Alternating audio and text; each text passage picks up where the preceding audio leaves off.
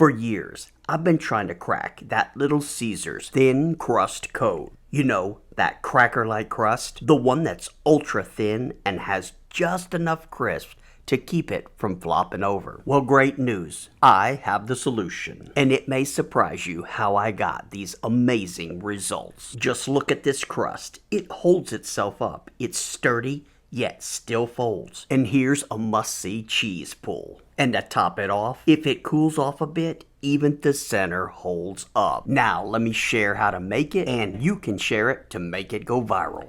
Alright, so the first thing we'll need is 3 tablespoons of water, or about 45 grams.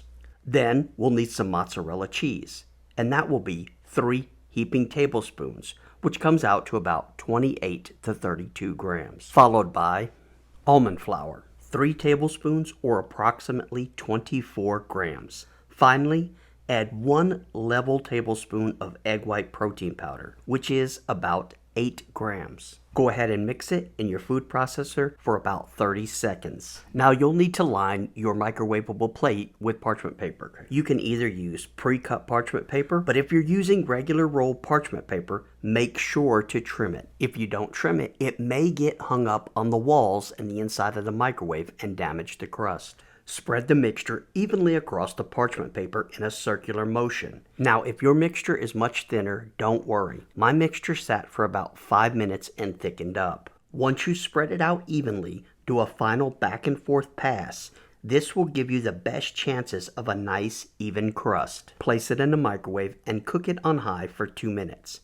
When it's done, check to make sure the center isn't sticky. If it's cooked enough, flip it and cook it for an additional 1 minute on high.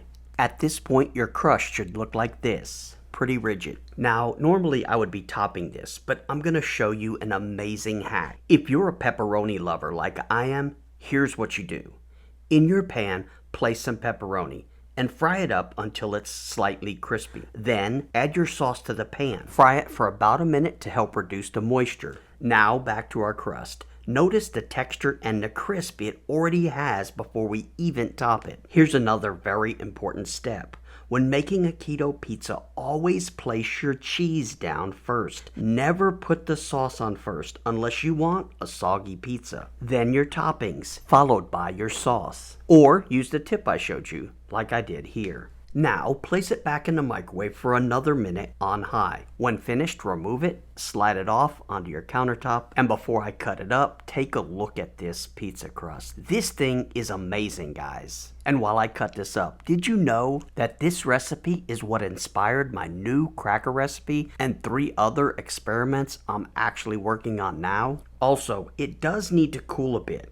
As you can see here, the center isn't super crispy yet, but give it a minute or 2 and you'll find it'll develop a really nice crisp. Check out how firm this crust is. It still bends, but the most amazing part is that the center is still firm, just like Little Caesars. Now, if you enjoyed this recipe, make sure to share it. It is the only way to make it go viral. Thanks so much for watching, and as always, I will see you in the next video.